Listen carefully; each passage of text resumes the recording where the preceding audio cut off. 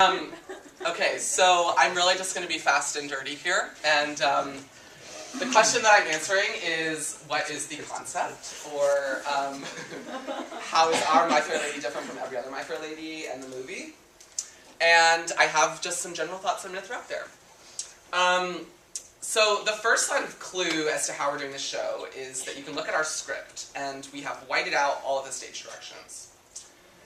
This just means that we're starting fresh, okay? So we're starting from a place of just the text, and we're creating all the situations in the room with each other.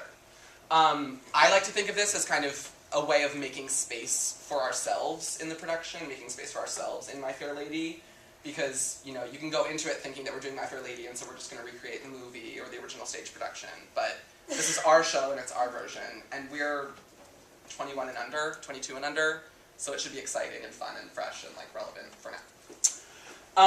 Okay, so I'm going to just show some images too. These are just some inspiration images.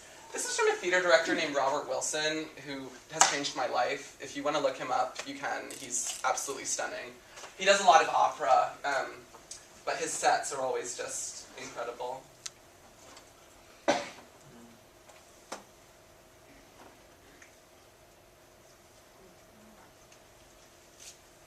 Getting more into the Edwardian sort of stuff, silhouettes. And you'll be seeing most of this, these ideas reappearing with the other designers. So, I'm just going to say the following things.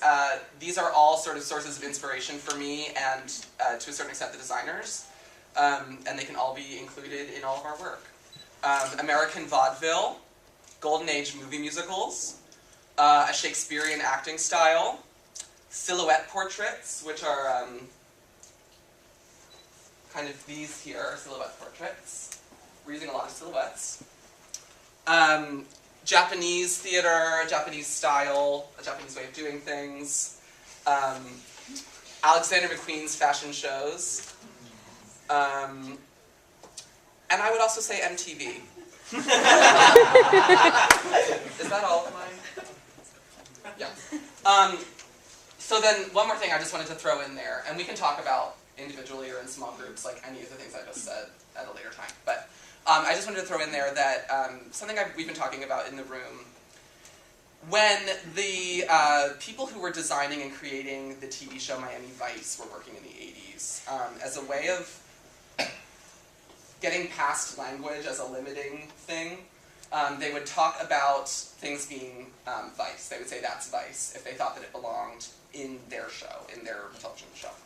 And so in the rehearsal room, we have changed that to be, that's fair, or that's so fair, which just means that maybe for some reason we can't quite tangibly put it into words or talk about it or put our finger on it, but it is a part of what we're doing and it clicks in some way.